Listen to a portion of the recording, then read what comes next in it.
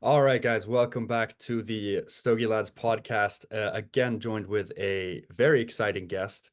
We have Vivi Eiroa here from JRE Tobacco. This is again for me, very special podcast to have because this is another brand that we are bringing into Sweden. This is actually the ones we're starting with Nordic Leaf cigars, and we are so excited to bring Aladino to Sweden finally. Having all the Eiroa family cigars in Sweden is going to be great. We personally love their cigars, so it's great to also chat here with Vivi and give you guys some more background as we usually strive for. So welcome to the podcast. So happy to have you here. Thank you for having me. I'm excited to start working with the Nordic Leaf team and getting to know the Swedish market. I think it's a really exciting time for me and my father to go visit you guys very soon. And yeah, it's been a pleasure meeting you guys, and I can't wait to get to smoke with all of your friends back in Sweden. Yeah, very Yeah. much looking forward to that. Yeah, let's just dive right into it, and I guess just start with touching on the family and your company. So how would you introduce people to the Eroas and JRE as a company? So to those who are not familiar with the Eiroa family, my grandfather Julio Eiroa is pretty much the patriarch of our tobacco legacy. He was a Cuban exile back in the 60s. He left to Tampa, which at the time in the early 60s was the largest tobacco growing capital of the world. He he has done many things from joining the army, leaving Cuba twice, being a revolutionary, Mm. Mm-hmm. being sent out to bathe pigs, Oh to wow. what he's done the most is being a tobacco grower and cigar maker. So when he was in Cuba, he was working at the Perfecto Garcia cigar factory. And during that period of time that he was in Tampa, one of the one of the Cuban engineers for the tobacco leaf company in Cuba left Cuba and was looking for alternatives to grow corojo, which is the original Cuban corojo Yeah. that was growing in Honduras, outside of Cuba, because the blue mold was basically wiping out all of the crop that was growing in Cuba back then. So my grandfather left from Tampa on a pretty much pilot program to start growing this type of tobacco. He was in charge of sorting all the leaves, and Mm. where this took place was in our very own farm in Honduras. Mm. So that is still the same land that we currently use to grow our tobacco. Now, fast forward a few years, he's also very well known for Camacho. He purchased Camacho in the 80s, and we sold that company to Davidoff in 2008. Right. During that time, he was working very closely with my uncle Christian, who them two made Camacho a spectacular and very well-known brand in the 90s and early 2000s. Mm-hmm. My father was always a farmer at heart. He started agriculture pretty much next door to our farm in one of the best agriculture schools in the world, and this one is in Honduras. Mm-hmm. It's called El Zamorano. Mm-hmm. And for a few years, my dad did his own thing, but always was involved in the farm and all that. And in 2014, my grandfather called my father to come back and join the family business and go back to working on the fields because he needed him for a new project. And Mm-hmm. this is where Aladino was born.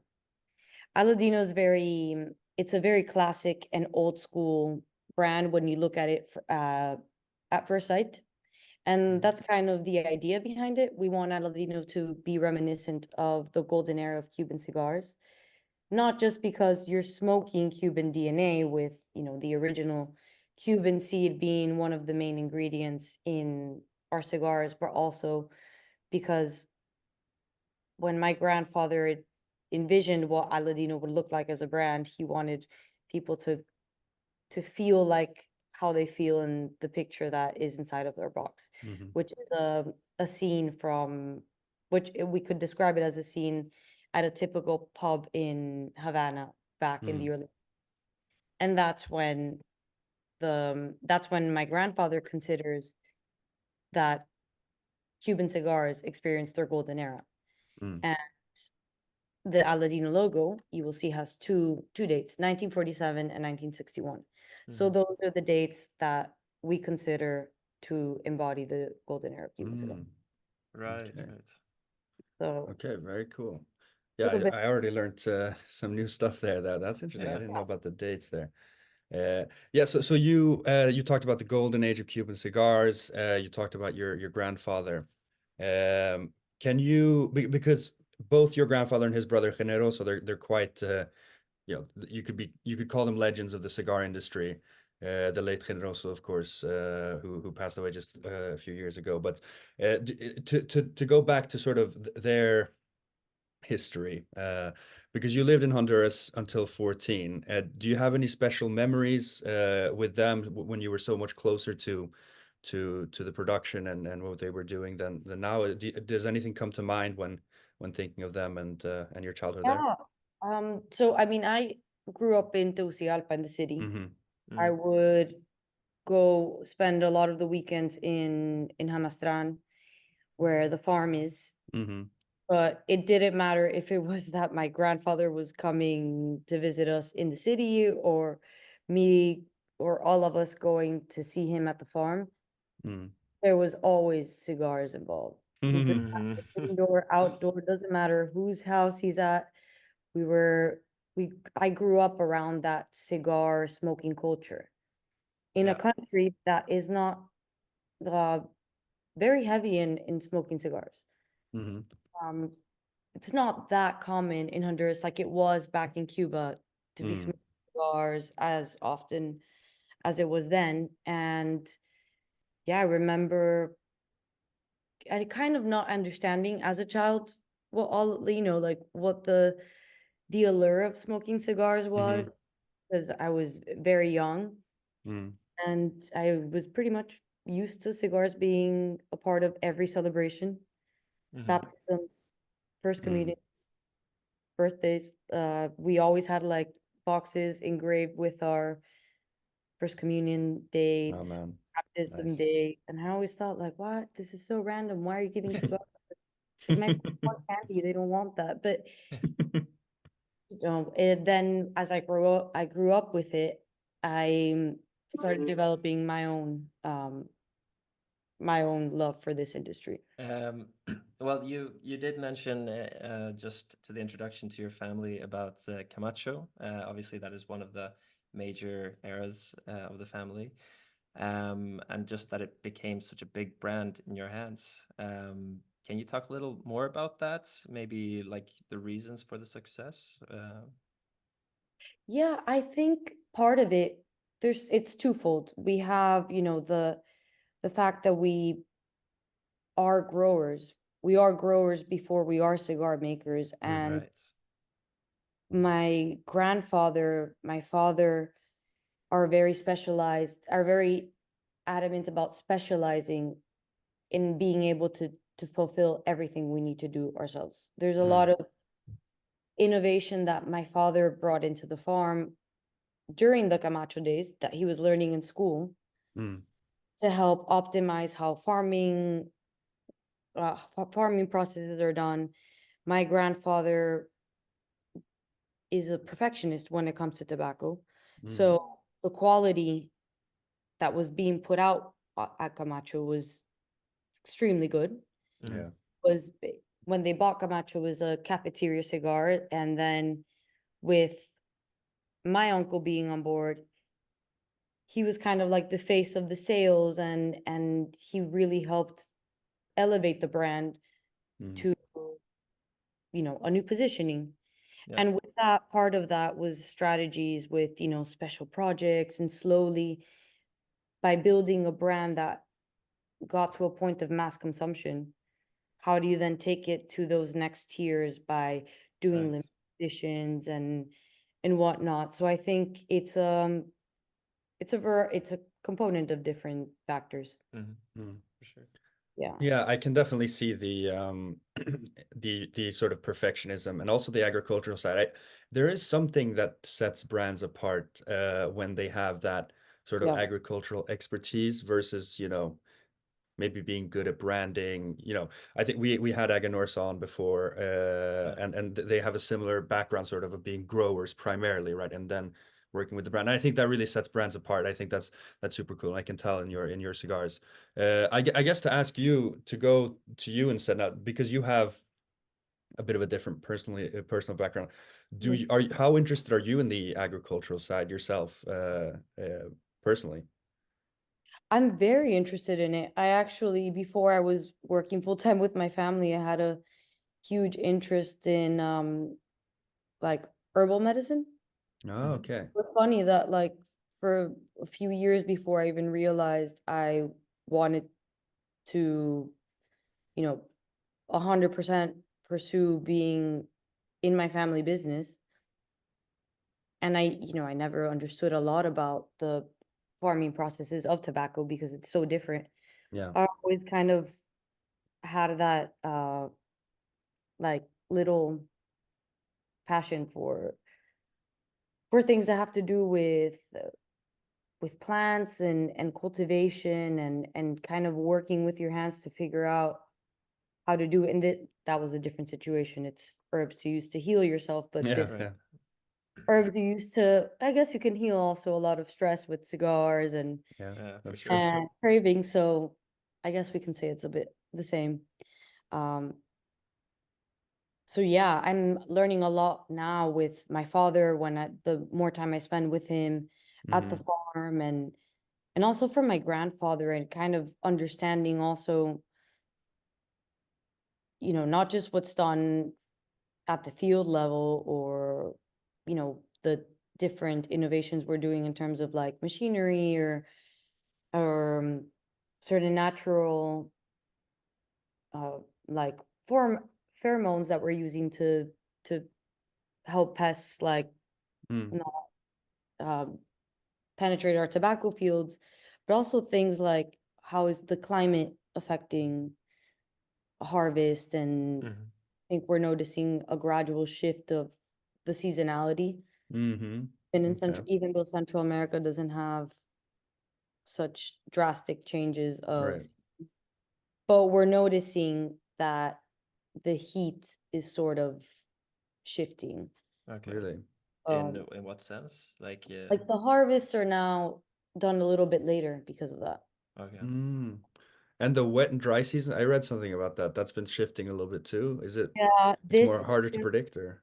yeah, it's harder to predict. Certain years, like Yeah. last year, we had a great year. I think the year before that too. This year, December was particularly wet. Mm-hmm. It Mm-hmm. was a difficult time for us growers in Honduras and in Okay. Nicaragua. Yeah. Not sure about the other countries, but in Okay. this region, Okay. yeah. Mm-hmm. So now we have to push out our harvest this year a little bit later than usual. Interesting. Okay. Yeah, that's tough. I mean, when weather just throws you curveballs like that. Yeah. And yeah. But yeah, continuing on like your farm there in Honduras, what is can you talk a little bit about the terroir specifically? Yeah. Yeah. Um, Honduras is I mean, where Danlí and Hamastran is, it's a valley. Yeah. Mm-hmm. But we are above sea level, so it's not I wouldn't say it's necessarily the hottest climate. Mm-hmm. It can get a bit chilly, Mm, but okay. it's tropical in the sense it's tropical but forest-like. Okay. Yeah. We have a tropical rainforest in the north, and then we have pretty much very forest-like weather in the center of the country, which gives these characteristics of being slightly humid, but also having a sort of like more cooler surroundings to it. Mhm. And we grow everything in pretty much sun grown, nothing is shade grown. All right. Right. The Okay. Yeah, did you get a lot of clouds there then in the valleys, or is actually it no, no? not really. Okay. Pretty clear days. Yeah. But yeah, I think we're in a pretty favorable part of the world because we're growing lots of tobacco varieties. So the terroir likes tobacco. Mhm. We try to keep the soil very healthy by doing some crop rotation and having different plots rest. Mm. So any plot that we're using this year to grow tobacco will not be used next year and that sort of thing. Okay. Yeah, you guys worked very well. This is something I talked about in with Cuba because they're really ruining the land there, which is it's depressing, and they're not letting the land rest, and it's really deteriorating. Right. And it's nice to hear the way that you guys really care for it. It's clear that your family has, does things the right way. How much, So, sorry, just a question related to that. Like, how much of the land that you have would you use then for growing, like at a time? Or is it very different? It's very different. It depends on the year because there's certain years we might need to grow more, but this year we actually don't have to grow very much because we have a lot of tobacco okay, wow, right now. So we figured like it's okay to grow a bit less and Yeah. kind of like not stress the land. Yeah. So it was a good year not to do it given the Yeah, current right. Yeah. challenges. So it's yeah. interesting getting such detailed answers on this. There's a lot of stuff that I haven't Yeah. I haven't heard all these details before. So since we're getting a little bit nerdier on the agricultural side, I would be remiss not to just dive in a little bit deeper because your family has such a special connection to Corojo.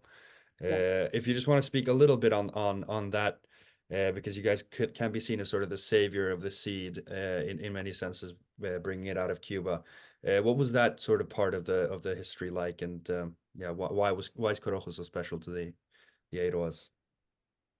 Well, I think, like I said earlier at the beginning of the podcast, how my grandfather's journey to Honduras Yeah. started was because of this pilot program to start, sorting this first, uh, I guess, first batch of Corojo grown in Honduras, Mm-hmm. and we never modified the seeds. A lot of Oh, yeah. growers now are creating hybrids, but we've been very we just my grandfather is of the belief that the tobacco should be kept in its purity. That is whether it's a Cuban seed or whether it's an African seed that we're growing. We never crossbreed any of our Mhm. tobaccos. It's the philosophy. There's no, Interesting. I mean, there's no right or wrong.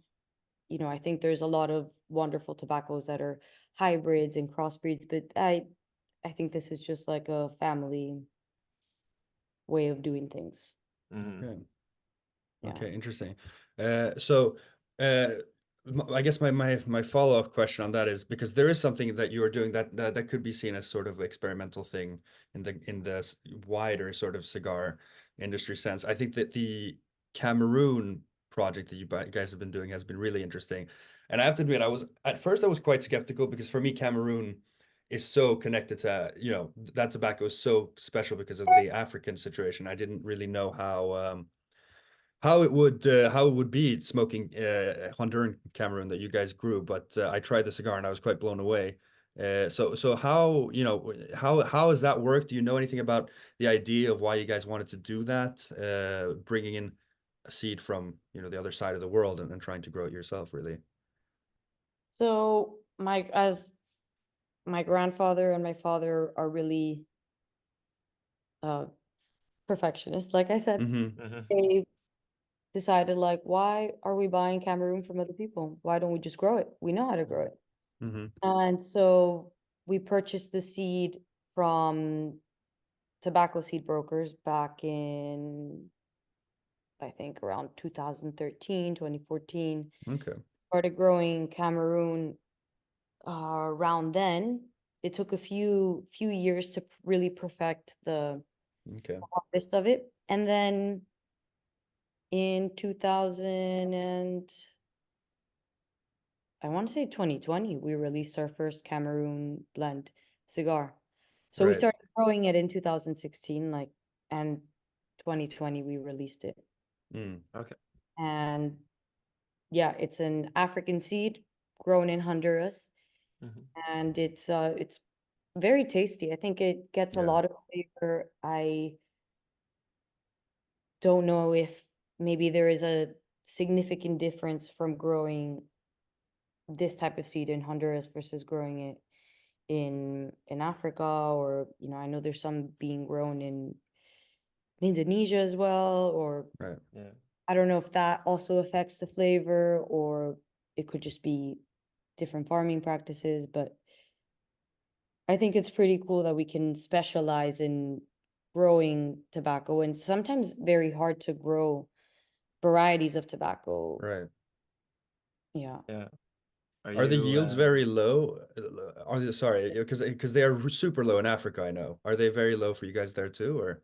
They're also low. I think that and Corojo are some of the two lowest yielding tobaccos. Oh yeah, okay. Yeah. So that's Habano, okay. for example, yields a lot. Right, okay.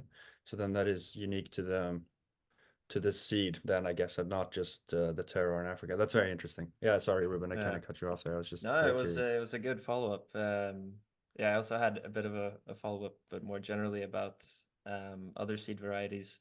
If there's anything new you're testing now, if you can say that even, but or if you We have been in the past years.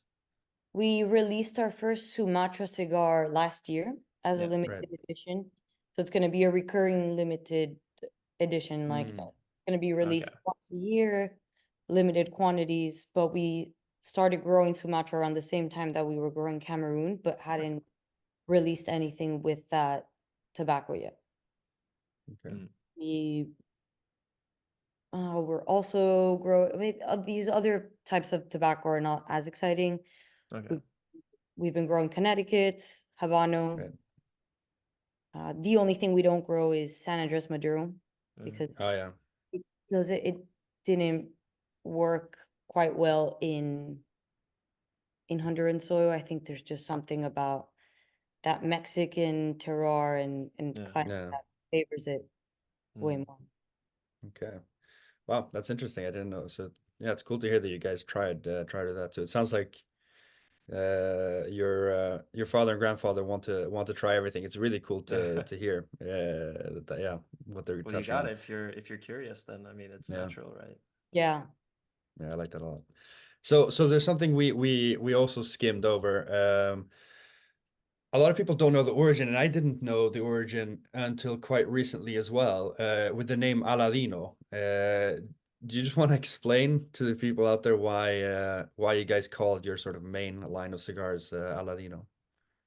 So it's a bit, you have to follow the story because it's a bit complex if I explain it by saying it is related to Aladdin in the Aladdin and the Right, because that's Aladdin in Spanish, right? Yeah. yeah.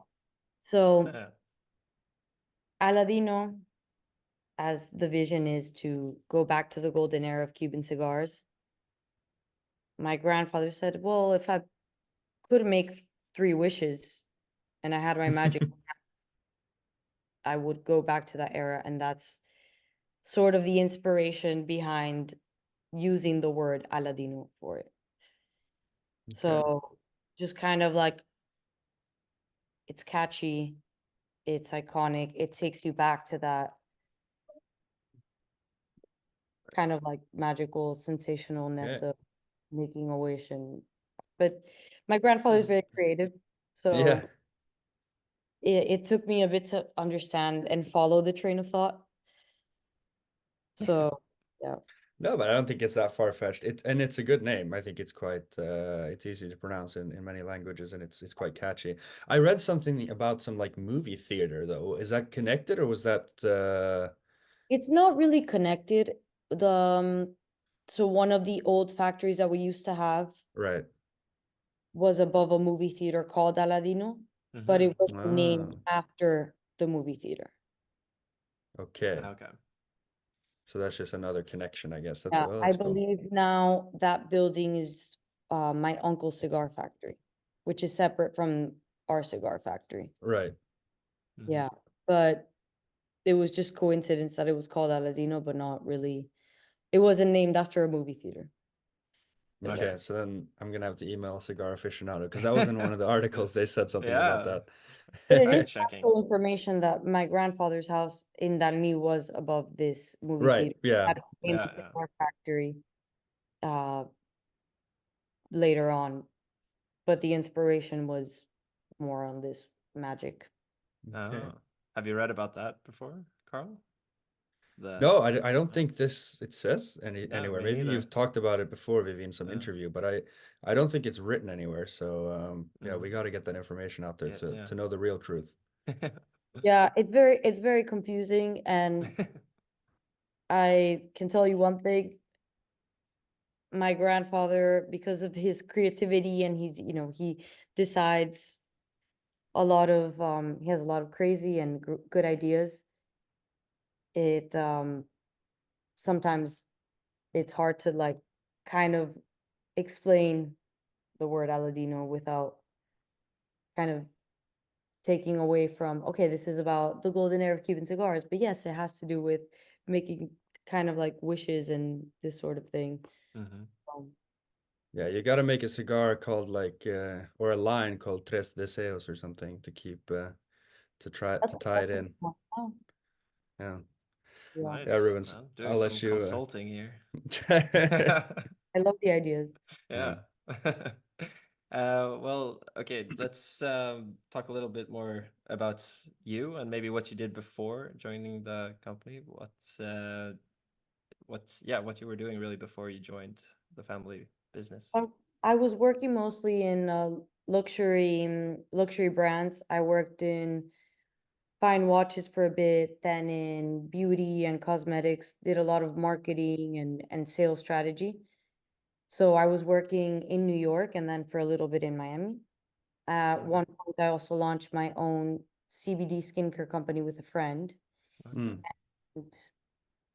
And during that whole time, I was always doing the marketing and a little bit of the press for Aladino.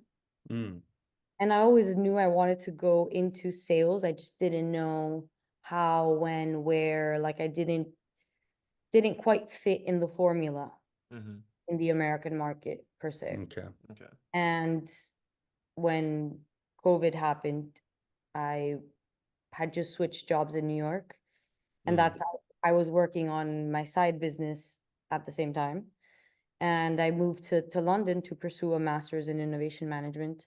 Yeah. Okay. mhm, So I had already, by that point, I had launched the CBD business, and because the master's was 2 years part-time, it gave me a lot of time to do some consulting. I worked for a few tech companies and okay. also some tobacco companies doing a lot of like cool strategy consulting Wow. projects. Wow. Wow. And during that whole time, I started making some moves myself to start meeting distributors in Europe and slowly started opening distribution and till I got to the point where I was like, okay, this is what I can do and this is what I want to do. And I think there is a space for me to fit within my family business and actually also do sales, not just marketing. So that's kind of Nice. how I fell into this role of developing the brand internationally. Mm. Okay. Yeah, it's been a pleasure working with you so far. I think you're great at what you do, so I can vouch for that for sure. So what I'm curious about is was there, because you sort of mentioned that you felt that you maybe wanted to work with the family company. Was that something that you was always there in the background? Like, did you sort of always know that you would end up, or that you wanted to end up working with the family, or did you want to try to explore other things yourself first to learn experience, or what was that sort of journey for you like? I always knew I wanted to work with them. Like I always thought the idea of working side by side my father and my grandfather would be just extremely uh like rewarding, like Mm, both on like on a personal level. It's a good way to spend more time with them, but also kind of like absorb like that passion and that knowledge that they have, because it's very different when you work for a corporation. Yes, I learned a lot, but it was Hmm. different. I didn't feel that sense of fulfillment. right. But as a recent graduate, like when I was in my early 20s and kind of didn't know exactly what I wanted to do, which is why I worked in different industries and different roles, and learned a lot of things that I could then apply when I could finally have my own business, which Hmm. I managed to have that experience as well. And I think all of those little moments of learning and years of working in different companies sort of took me to the point where it was like, okay, this is how I know I 100% want to do this the rest of my life. Hmm. Mm. And it's funny because I remember when I decided that I was smoking, it was the first time I had smoked the Cameroon Hmm. in my dad's Mm, office during lockdown, because I was always involved, but not to the extent I am now. mm. Right. And that was the catalyst. So Okay. Yeah. And just to make it clear for all the listeners and everything, what is your role exactly at the company? And like more so of I your all what of you do. the international brand development, so sales and brand building, visiting markets, events, but I also do the marketing for the brand. Hmm. Okay. Yeah, it's a bit of both. So, that now that you're working sort of internationally, how what positives or negatives are you seeing trying to expand the company beyond the US borders? I mean, I'm sure you're seeing a lot of the obstacles. We were talking earlier about Sweden, and we were working some stuff Yeah, out. There's so many different hurdles when you're working in so many countries. Well, how's that experience for you been like, and what are the challenges that you're noticing? I mean, it's complicated to navigate from country to country. You have different taxation laws, different barriers of entry, different wait times for registration. So Hmm. it's complex, but I enjoy the complexity of it because it also helps, you kind of treat each market Yeah, its own thing. And it's like what applies in one country won't necessarily apply to another. And I think that's what makes it even more interesting, yeah, because it's not just, okay, these are like, I guess, like the rules of how you can play in it. yeah, You can play in this market, but it's also, then you go into taste profiles, and maybe yeah, certain blends work better in some parts of Europe than in yeah, other, different sizes. So it's always interesting. And I like that because it keeps it fresh and it keeps it exciting. yeah. And Hmm. yeah, so, and also it's a good challenge to be creative in your thinking Mm. and problem solving. Yeah. So that is cool. Yeah. What countries other than Sweden now have you expanded to since you joined? Or have been looking to? UK, France, Belgium, Germany, Hmm. Switzerland, Hungary, Oh, wow. the Yeah. Czech Republic, Estonia, Latvia. Oh yeah, so it's plenty. Where else? I think I'm forgetting something because There was a bit. Have you guys? I remember hearing you were talking about that you were working with the Middle East a little bit before. Is that? Yeah, yes, exactly. currently working on opening up the Middle East a bit more. We're only in Dubai right now. Okay. And in Asia, we're in Malaysia, Singapore, Okay. Malaysia, Singapore, Hong Kong, and Indonesia. Okay. Yeah. Cool. Yeah, So Malaysia and Singapore, where Ruben and I have lived in both those countries. That's cool to Yeah. hear. Love that. Are there any of these countries that were like have surprised you? Like I'm curious just to hear how the rest of Europe is like the Baltics, for example. Yeah, I know that Estonia has pretty decent cigar culture, but are there any of these countries that have surprised you? Like perhaps how big their appetite for Aladino is, or if you've traveled to any of them doing events and stuff. I think let's see, what's the most surprising thing? I mean, I think the taxes is always the most surprising. I think that's the most surprising. Yeah, it can be so Sure. different. But in terms of cigar culture, I always get surprised wherever I can smoke indoors Yeah. Same. in restaurants. I know Switzerland has a few places. Right. I don't know. I haven't been to some of the newer countries I just opened. I'm gonna visit them this year. So I'm not sure where else you can smoke inside restaurants, which I think is You'll Right. notice it's It's going to be a crazy. challenge when you come over here in Sweden. It's yeah, we have the odds stacked against us, but I think we still have a very strong per capita cigar culture. Like we have a lot of passionate cigar smokers, but yeah, even lounges it's almost impossible to find anything, sadly. wow.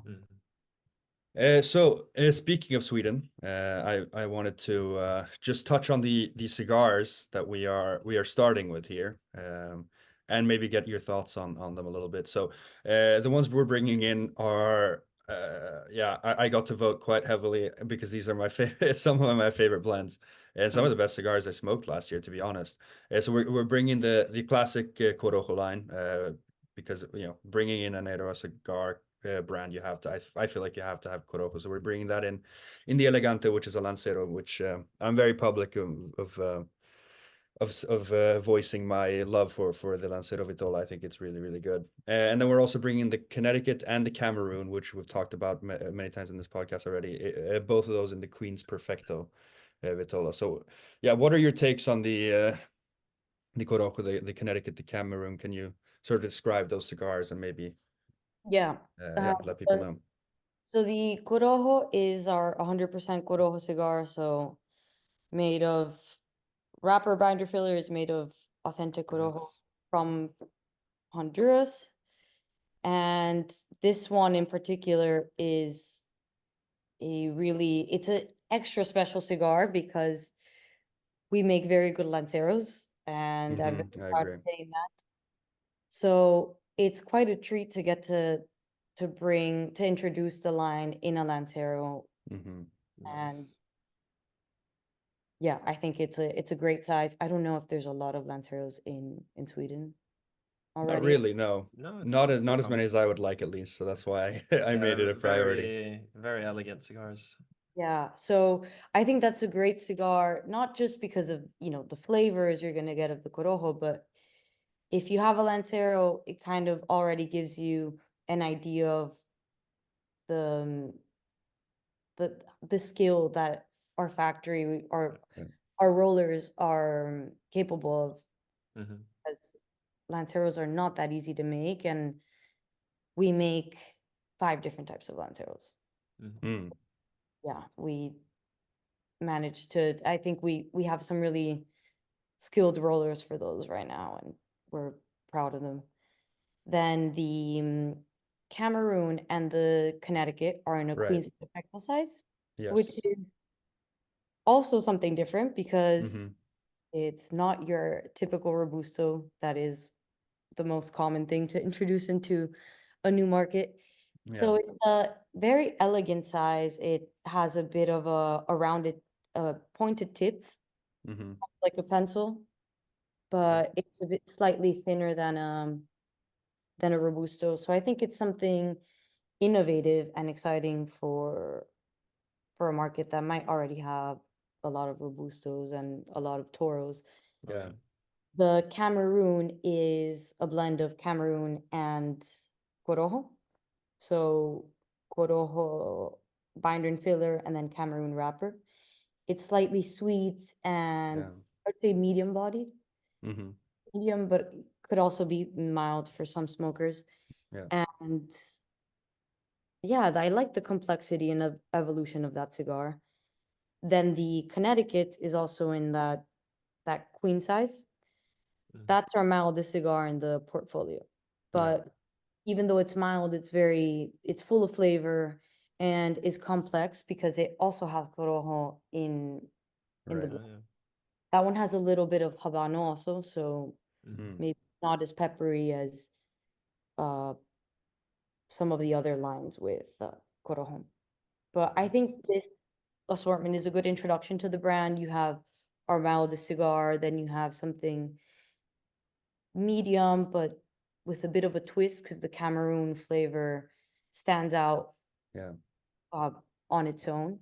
And then the Corojo is kind of like our signature, our OG, whatever you want to call it. And Yeah. it is a good medium cigar. Yeah. I think you described them perfectly. I think I didn't think about the fact that the Queen's Perfecto kind of looks like a pencil. Yeah. Because the foot is pointed like you say, but then But the it's not a cap is torpedo that's right. It's just slightly Yeah. tapered, and then the cap is like a normal parejo. So it looks, yeah, it's a unique size. Do you know I was very curious about the name of the Queen's. Is that another one of your grandfather's special ideas? The Queen's Perfecto. It just sounds I so haven't, when he yeah. worked at Perfecto Garcia in Tampa, that was Ah, uh one of the favorite sizes of I forget the name of the guy he was working with, and he would make it Yeah. for his daughters. It was named after right. one of the daughters. So he named it Queen's Perfecto after Perfecto Garcia. Oh, okay. That's nice. Interesting. Well, Another one of those creative twists that you're like, how did you get to that name? yeah. That's cool. I love it. Yeah, I love it. Yeah. Yeah. Always nice to know those nice little fun facts. So I think Uh, there's like a good way and for people to see what Aladino's about, and then further down the line we can always add a Robusto. yeah. Yeah, Yeah. exactly. You named some different tobaccos there in just those cigars. Do you have a personal favorite tobacco that you grow, or any other, or Well, the special line Cameroon, from Aladino? The the Cameroon? Cameroon is my personal favorite, Mm. but I have to say I like the Sumatra a lot as well. Mm-hmm. It's still a little bit sweet, but very, very different to the other types of tobacco that we're growing. So that I've been like enjoying as well. And the classic line, which is a Habano and Corojo blend, but it's mostly Habano than Corojo, Okay. which is very different to another blend that we have, which is Habano and Corojo, but more Corojo. Okay. That cigar I really enjoyed, the Mm. classic. It has a gold band with red and brown. Right. And yeah, it's really tasty. So Mm-hmm. that's another one. Okay. Interesting. Great. So another thing I was curious about because you guys have, obviously family is very important. You guys are very close knit and you're working basically the whole family is involved. But you have, the family has these two brothers that are, cultivating the same land, Christian and Julio. How is that situation like? Because that's to me, I can't think of many other parallel situations in the cigar industry because there are two separate companies, but this same in some ways.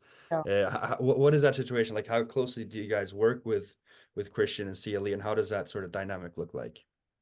So my grandfather and my father pretty much handle most of the farming in Honduras. I know my uncle he's growing some tobacco in Nicaragua, Colombia, and he purchases some of the tobacco from my grandfather.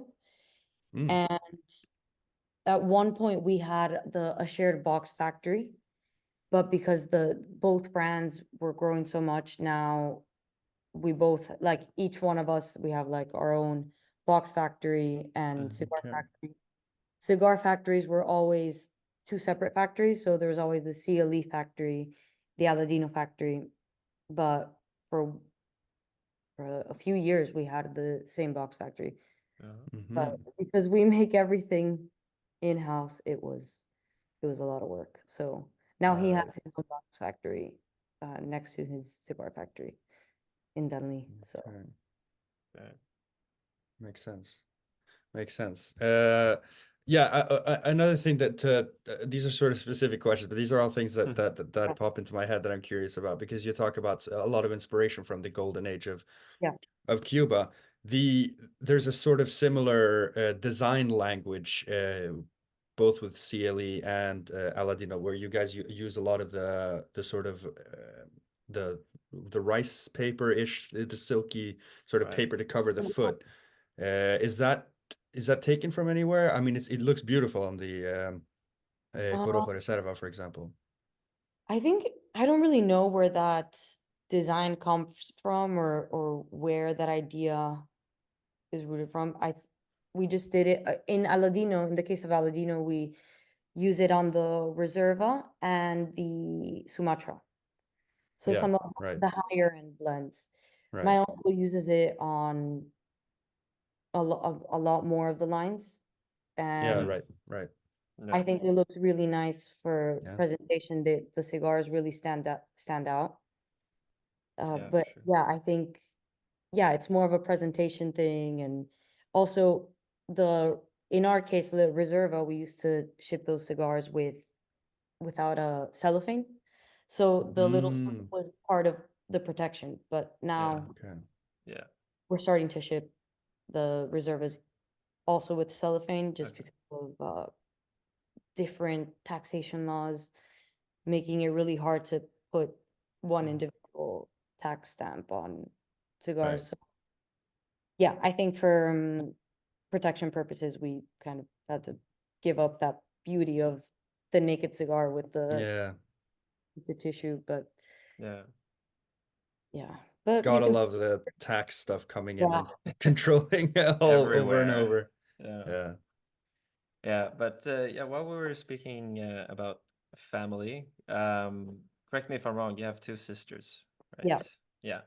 And we're wondering if they're also involved in the family company, or if they have, if they're not, if they have plans to be. Yeah, Andrea is, so I'm the oldest of the three.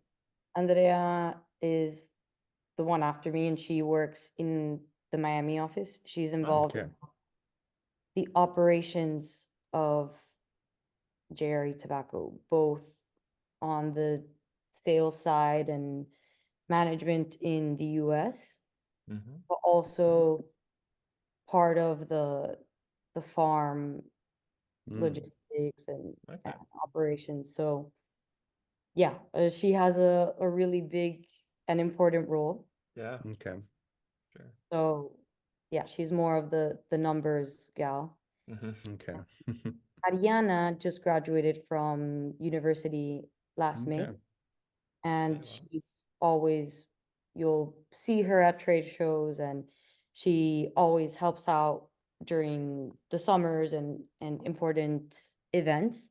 Mm-hmm. But she's working for a few years outside of the family business. So she's Right. working at Estee Lauder now, Okay. doing different finance rotations, and then she'll join us and probably Okay. do something along those lines.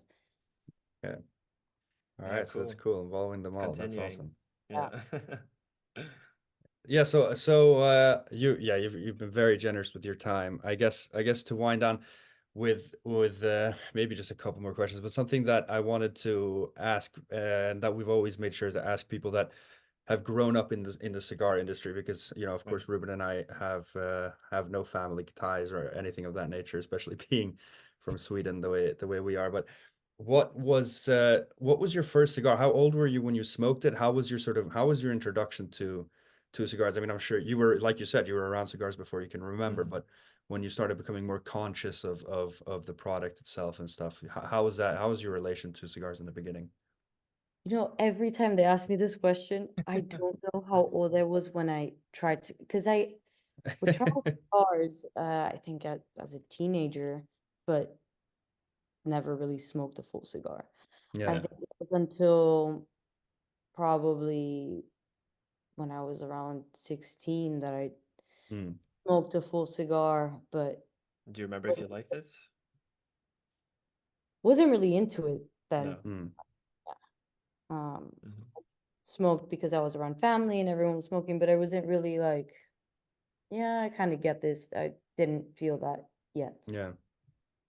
Yeah. So was there a moment where, was there like an aha moment where you feel like you got it, or did it sort of gradually reach that level? It gradually reached that level. I think as I started trying different things and like trying the same cigar in different sizes, Mm. Mhm. started understanding by myself and yeah, just like also the flavors make it very, you know, the variety of flavor I would get from one cigar to another helped it make it a lot easier to understand the beauty of cigars and why certain things are blend a certain way and everything. Yeah. Okay. Okay, that's interesting. Yeah. So yeah, so that, well, that's the only time we've gotten that answer, I think. I think a lot of people, I don't know if they're not, maybe not being honest, or or the way they're explaining it, but because I mean, Yeah. I think for a lot of people it is gradual like that. Yeah. I mean, I also Yeah, think probably. that most people that you speak to and ask this question are probably men. Well, So that's true. Yeah. Yeah. it's I think it comes a bit more natural as a man to decide, okay, I'm gonna try cigars because it's Yeah. very Right. common to see men smoking it, but That's a valid point. women, especially if you're a teenage girl, it's not as common. True. Yeah. It's a bit That's very intimidating fair. at first. Mhm. Even for an Eiroa, that's Yeah. At first, but Well, we can't thank you enough, Vivi, for coming on here and giving us such like honest questions. I have learned a lot, really. So I'm Yeah, gonna have to for listen sure. back to this episode when we finally publish it, just to really take in everything, because I think it's been really cool. So yeah, thank you so much for coming on. Like I said, we can't wait to have you in Sweden in person when we do events very soon, but also then first and foremost the cigars themselves that will very soon be available here, and yeah, we're so excited. We can't wait. Yeah, I agree with everything you're saying, Carl. thank you both so much and can't wait to come and hang out with you guys and the rest of the gang. So till Yeah. then, hope you stay warm and I look forward to seeing you in a few months. And the same to you. All right. Bye. Thank you guys so much for listening as always, and we'll catch you guys in the next episode. Cheers. Bye. Cheers.